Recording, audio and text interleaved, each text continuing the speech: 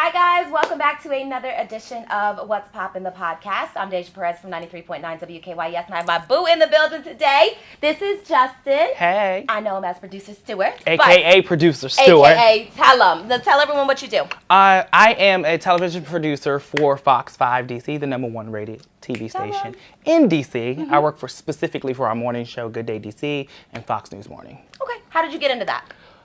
That's a long story, but Cliff Notes is I always knew what I wanted to do with my life. When growing up, I was intrigued by news. My mom watched Channel 4, and I hated Channel 4 because I just didn't like it. Mm-hmm. But Fox always was something that I grew up watching, and I'm like, oh my God, I want to work there. This is what I want to do with my life. And fast forward 15, 20 years, and ta-da! God is good. All the time. Awesome. Okay, so I had asked Justin to be here because you guys know that we do this segment called Coming Out, and I really wanted to spotlight some of my amazing friends that have had very interesting stories to kind of spotlight what their experience was. So can you kind of tell everyone what it was like growing up? Like, when did you know that you were gay? Like, how your parents reacted?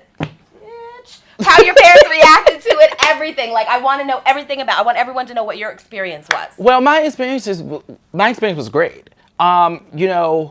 Growing up, you're from here? I'm from DC. Okay. So I grew up in Temple Hills, Maryland, DC. Mm-hmm. My parents were always on the borderline and stuff like that. So I grew up in three kind of households. I grew up with my mom in a single household, and I grew up with my dad, with my stepbrothers and my stepfamily, and I grew up with my aunt when I was younger. So like I have kind of a trifecta experience of growing up with my aunt who raised me in the church.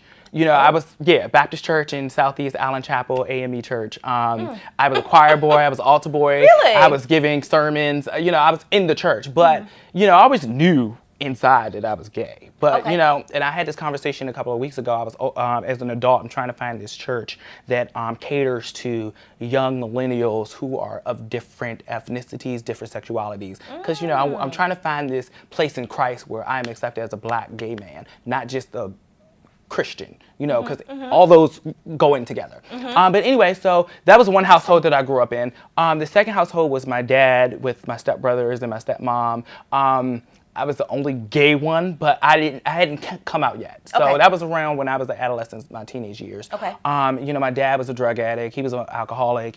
And I remember him telling me specifically if I was gay, because, you could point it out, I'm very feminine, that he would kill me.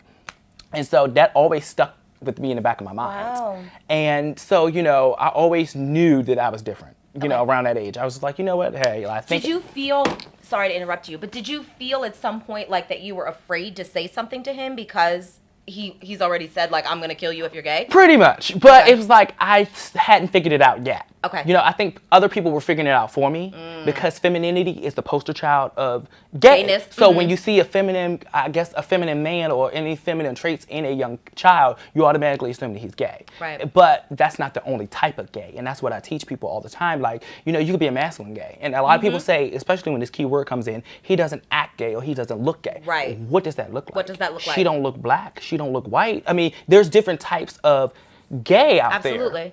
So, femininity is poster child. But then the third household I grew up in was my mom and my older brother. And that's where I kind of like discovered and became who I was, because I went to a high school. I went to Potomac High School in Oxon Hill. Okay. And there I found friends who were just as feminine as I was. We clicked, accepting. We had a great time. We went to Union Station and hung out. That's been back in the day when all the girls used to go hang out outside of Union Station, outside the post office. And we would just all hang out. We were all young and gay and just in ourselves and having a great time. Okay. And so, I had a trifecta experience. So you have no sisters. You have all brothers. I have a stepsister. Okay. And, I moved in with my dad, and she's on my dad's side of the family. I moved in with them when I was younger, around like 8 to 13. And then I moved my mom when I was 13, and it just flew into then. But I brought pictures to kind of show you my family atmosphere. So this is my aunt here. She is a pastor. She's a minister who raised me. Okay. In the church. And she's very loving, very accepting. My whole family's accepting of me. Wonderful. And, I don't have a problem with anybody saying anything. Of course, some people are going to say some things, but whatever. This is me when I was like 5. How cute, with all your fabulous You see that leg, girl? You see that leg? But this is when you ask, how did you know you were gay, or have you ever felt this way? As a child, this is what I was doing. As innocent as can be. Right, as innocent as I can be, I was expressing myself. And I'm making fun of that leg, but that's the pose that I still do today. I love yes, it. Yes. So yeah, this is my aunt, and this is me in college. You know, just running on the beach, baby. being as free as possible, because that's what life's about. I'm being my best. So that's that picture. This is the picture of my mom and my step brother who walked with me in a parade when I was working at ABC7. Really? And that was a moment that I always was like, oh my God, my mom and my stepbrother who walked with me in the parade. And a lot of gay kids out there or LGBT youth don't get that opportunity and the support to walk with their mom or to walk with any family members who are accepting of them. Dope, Justin. So, you know, this was like a hot moment in my life. This was, you know, a pivotal moment with me. But my mom's always been accepting of me. You know, always. She's never had a problem. She's had gay friends growing up. In fact, she says she always knew since I was 2 that I was gay. Really? Yes. She said she always knew since I was 2. And there's a video on my Instagram of me and her talking about it, like over Thanksgiving break.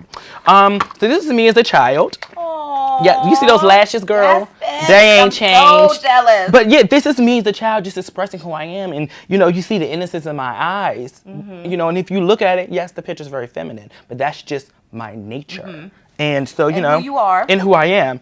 And, you know, we always talk about, you know, I express myself through makeup a lot, too. So this is my aunt that I just showed you. Do you see this face? It's beat, dog. Yes. It's beat. So this is my aunt that I just showed you, the Reverend in the church. This is me with a smoky eye and a red lip on. Yes. And looking fabulous. And just being myself. And just, you know, being who you are. And just being who I am. Yeah. And you know, just expressing myself and not being afraid to be that person. And being accepted. Expressing yourself and being accepted. Right. And this is me in New Jersey, headed to the Beyonce concert. You know, I was in New Jersey with my best friend, and you know, my best friend's a heterosexual woman, and you know, she's accepting of me, and I've always been very feminine and very open and very a person who takes risk but is not afraid to be themselves in all atmospheres. You know, which is super important. You know, that doesn't say that I'm not scared. Right. You know, at times to go out and, you know, be fabulous and be this person who I have grown into be. But I push that fear back and just do me, as they say. Do you, boo? So tell me about how you finally came out to your dad. Oh, so the story's kind of funny, but it's not funny. So my dad, you know, we had an estranged relationship, you know, after I had moved out of my mom, after I, you know, grew up. Like, I remember my dad dropping me off at University of Maryland, Eastern Shore, where I went to college. Shout out Hawks. I remember him dropping me off, and I didn't hear from him till like 4 years, so graduation. And then he never showed up to my graduation. So like we had a problem. But we talked about it. Now, were you considering yourself an openly gay male at that point? Oh, I've been openly gay since I was like 12, 13. I mean, but like everyone else in the family knew and talked about it. I think that he just didn't, we just didn't have the conversation to be like, Dad, I'm gay. Got it. Okay. Like, I think he knew and he accepted it. And we had talked about it via text message about me, you know, being gay, and I literally typed it to him. It was like, I remember you told me that if I was gay, you'd kill me. And he was like, Justin, that was a deep, dark place in my life. And, you know, I didn't mean that. You're like my son. I love you always, you know, and this was via text message. So I was like, oh my God. He was like, I didn't think we needed to discuss that. And I was like, oh, well, I guess we didn't. So, you know, yeah. And I remember my ex-boyfriend, him and I went on my dad's house and we had dinner with him and his girlfriend. And, you know, he always asked about him and asked how he was doing. So I think the fact that because I became successful and I didn't let my situation or my environment dictate who I became and who I was or who I am today. And then I went to school, got a job, and I, you know, have a degree. Did all the right things. And I did all the right things in life that he, you know, oh, my son's gay. Like, that's the like, least of my concerns. Like, he's out here and his eyes are brown. Right. Right. You know, that's the least of my worries. That's the least of my concerns. So, you know, So that's pretty much how that happened. Wow. And if you ask my mom was like, oh, ciao, bye. Like, I'm always known. I'm always known, you know. Okay. Now, have you ever experienced awkwardness? Like, let's say you have a lot of brothers. So when your brothers' friends are around, like, and they see you, is there ever any, like, your brother's gay or whatever? Not anymore. Like, growing up, you know, kids would say stuff. Okay. But as an older adult, you know, I walk into the room when I hang out with my brothers. I'm walking into the room, like, and they have friends that don't really know me or haven't seen me in years. And they're like, oh, that's your brother. Like, yeah, that's my brother. Say something. And right. And I'm like, okay, get him. You know, I don't worry about those things. Okay. Because I feel like at the end of the day, these people who I meet that may have something to say about me or how I dressed, how I look, you know, what makeup, whatever I have on, they don't pay my bills, boo. I know who I am in the inside. I know they can't take that degree away from me. They can't take that paper or that check or that job away from me. True. So I don't worry about those things. Okay, so what was your experience like the first time you went out dressed like a female? I had been kind of like teetering into drag and, you know, in makeup and stuff like that as a young child. So like I said, you know, a group of us would go to Union Station back in the day and hang out. We would all get on a train as a group and we would go out and just be ourselves outside. And it was just, you know, just all of us LGBT youth, and, you know, there were trans people there. There were, like, I met a couple of boyfriends out there. You know, we would just go out there and hang, and then we would all go to parties and stuff like that. So, you know, it was scary. But like I said, I can't let the fear defeat me. Mm-hmm. And, you know, I still kind of like teeter in, you know, dressing in women's clothing as far as like jeans and shirts and stuff like that. But I kind of teeter away from drag, not because like I don't look good in it. Mm-hmm. It's just like, girl, I'm wasting money, you know. And then as, you know, for my career too, mm-hmm. I don't want to be, you know, producing for Fox or a network one day, and then, you know, you look on Instagram and, you know, I'm twirling around in a dress. Not that there's a problem with that. Is that, you know, I don't want to say that sometimes the image matters. And sometimes it gets crossed. It does. And, you know, I can just be myself and have this fabulous makeup on, and I go to work every day beat. He does. I am here to tell you, this face is beat. Yes. And all the time. Sometimes I go to work with contour, highlight. You know, the makeup gets more louder, as people could say, or pronounced. Mm-hmm. And, you know, I remember one time on Christmas, I met Nick Cannon, and I had a green lipstick on, and I had like, you know, I met Tank, and I had blue eyeliner on, and, you know, I'm not afraid to just be me. So one of the things that I think is so dope about you is obviously just you, but I wanted to, like, the fact that you're in this career, you're in this entertainment industry like I am, but have you ever felt, you know, sometimes people, like, you watch Love and Hip Hop, yeah? Yes. So, you know, the one in Miami, there was the guy who was the promoter, and he was afraid to admit who he was because he felt it was going to affect his Malik. business. Yes. So, do you feel like that, like, you being an openly gay man has affected or impacted any of your career? Not at all.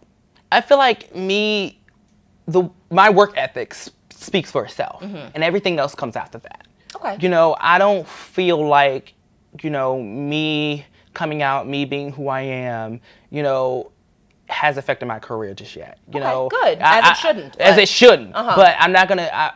I would be hurt if I ever found out that it actually did. But I work for a number station right now, so we're good. You know, but like, you know, time can only tell. And, you know, I'm prepared to kind of deal with that situation when it comes. And, you know, just like as being a black gay male, like I have 3 things against me right now. Right. I'm black, I'm gay, and I'm a male. Hello. So I have, you know, black and male, then I have black gay male, which is pretty much the worst thing you could be in the black community, which is sad. You could be a murderer, you could be a rapist, you could be, people forgive all those things. Right. But when you go to church and when you're in the community, you know, you're a feminine black gay man and you are pretty much the worst thing.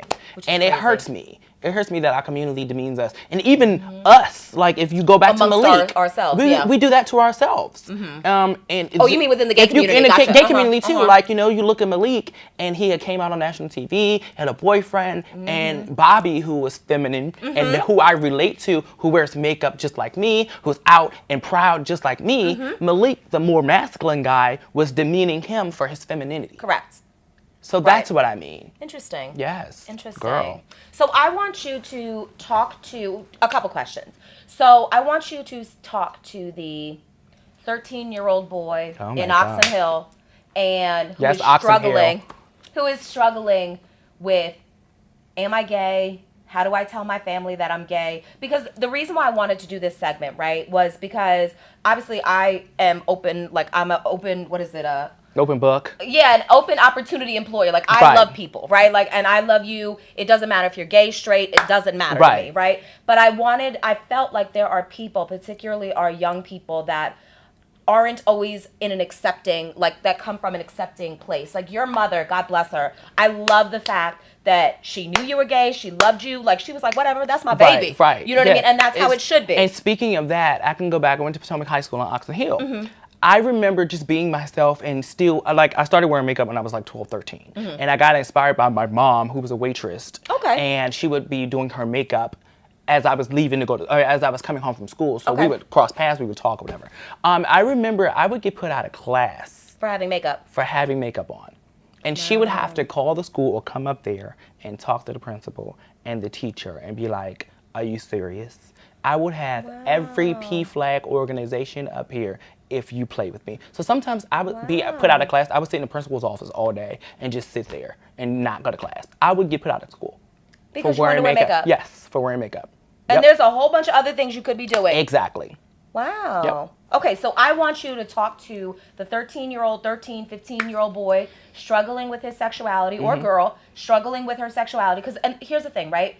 Like, as a heterosexual woman, I have never had to carve out time in my life, in my brain, to think about how I'm going to tell my parents. Right. Or, you know what I mean? Because you didn't have to announce it, girl. No, it's you like, shouldn't. I like men. Great. Right? That's how it should It's an assumption. Right. You know, it's especially for women. It's an assumption. Nobody assumes that you're a lesbian. Correct. Especially when you're, as I said, a feminine woman. Right. You know? Right. But I feel like that should be the same. You know, I would love to see a world where we live in where kids can openly just be who they are, and it's not assumed that they're this or assumed that they're that, right? But that being said, we're not there yet. Right. So let's be real. So I want you to talk to the 13, 15-year-old young person struggling with their sexuality. What advice would you give them as they're trying to figure out who they are, what they like, how to tell their parents? I would just say to you to be your authentic self. Whatever that is. If you are struggling with, do I like girls, do I like boys, I say experience both. Did you ever date girls? I dated girls, never had sex with one. Okay. Yes. I mean, girls were attracted to me because, I mean, I'm cute. You are. Right. And so in high school and middle school, like, I did have a girlfriend or whatever, but, like, we never dated. It was just all for fun and play. So it was just, you know, Okay. I didn't do that. Sorry, but I I would didn't tell mean to them, derail you. I would tell them to just be your authentic self, whatever that is. If you want to experience, or if you're feeling like you need to explore, and understand that it's Safely. Yeah, explore safely and consensually. Okay. I would say that coming out isn't for everyone. I'm gonna say it again. Coming out isn't for everyone because society has put such a negative connotation on being LGBT that you lose jobs, you lose your community, you lose family, you lose opportunities in life to progress. And Just for being who you just for being authentically who you are authentically. Coming out isn't for everybody, and a lot of people always say, "Well, he needs to come out. He need to know he don't, baby." Because if it's not best for him. Right. Let's just say there's a masculine person who's struggling with their sexuality, who doesn't look gay, who doesn't act gay, and they're on the streets and they're masculine. They lose their friends.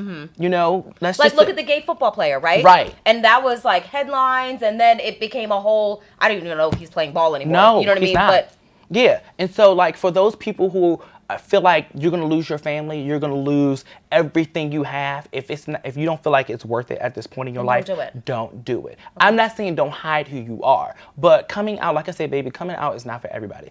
I am blessed to have a family that supports me, that loves me, from my oldest aunts to my youngest cousins and stuff like that. But everybody doesn't have that love. Everybody doesn't have that peace. There are some people who are growing up in communities that you can be killed for being gay. That you don't have the option to explore. Right. And if that's you living in that community, in that atmosphere, and in that space, I say do it when you feel the time is right in your heart and in your space and in your soul and in your mind. Okay. Don't do it because other people are forcing you to do it or you feel like you need to do it. But if you want to explore, baby, explore. You have one life to live. So I'm going to ask you a question, which is going to sound crazy, but they used to have sex ed in school. Yes. I don't know whether or not they still do. But when I was in school, I don't remember much of it. It was like health class. Yeah, it was health. They don't really get into, how it goes. Right. And you kind of learn as you go, right? Right. So do you think that there is a place where, other than the internet, obviously, but a place where a gay man who wants to learn how to be intimate with a gay man, like, I mean, it's not the same, obviously it's not the same anatomy as a girl and a boy. Girl, it's all the same in the dark. Oh. But is there a place that Falls they can out, go? yes. Is there a place where, people can find, I guess, like that kind of information? Or like girl to girl, boy to boy, whatever? I think build yourself a community around you of people who are like you. Okay. Or people you gravitate towards that are like you to help you explain, or to help you understand what it is So you that can ask questions. you can ask questions Okay. and feel comfortable asking questions. Like in the gay community, we have this thing called gay mom, gay dad, and we build our families because basically a lot of us get disowned, a lot of us sleep on the streets, a lot of us have to sell our bodies to, make money to survive. You don't know where your next meal is coming from and whatever. Wow. So you end up finding people and you end up finding families and friends, and sometimes there's strangers that become your best friends and your mentors, in life. Wow. And I say if you have to find people like that, find people, be open, tell your story and understand that, not everybody's going to have the same story. But, if you are in a community that's like you and that you gravitate towards, they can help you understand and help you bring out the person that you are trying to be. Okay. So what would you like to do career-wise in the next couple years? You're the amazing producer at Fox. Thanks. Where do you see that going? I see me staying at Fox for a while. But of course I am in this space where I just said on another interview where I just turned 30. Yes, girl. Give me my club card right now. Yes. I just turned 30, so I'm in a space where I always knew what I wanted to do. And TV was it. Of course, I grew up wanting to be a reporter because that's what you see on TV. Right. That's what you never really get to hear about the behind the You don't scenes. never get to hear about the behind the scenes till you go to college or till you get in the newsroom and you understand the different positions and how they play a part and how everyone works as a team. And, once I discovered producing, I realized like, this is for me. This is where I want to be. So I always want to, produce because I enjoy meeting different people. Every day is different for me. I enjoy giving people a platform to be visual, to be, to tell their stories, to talk about different events. I enjoy meeting celebrities. I enjoy just being myself. Right. And, I get to do that where I am right now. I would just say I would probably do that on a national level, like on a, bigger show. I do want to do a reality show. Really? Yeah, I do want to do that. I'll probably produce for like a show like Ellen or, a big show. Just taking the skills that I have down to the next level. Okay. Still just doing what I'm doing. Okay. Because it's crazy because a lot of people, especially young millennials, young black millennials, go to school and they don't end up using their degree. Hell, I went to school and don't use my degree. Mine's in criminal justice, so yes, I understand. And they do that and they just get complacent and they give up on their dreams. I wasn't one of those people, and I always knew that this TV production and something was what I wanted to do. So I strived for that. And I'm going to keep pushing to make things happen for my career. Okay.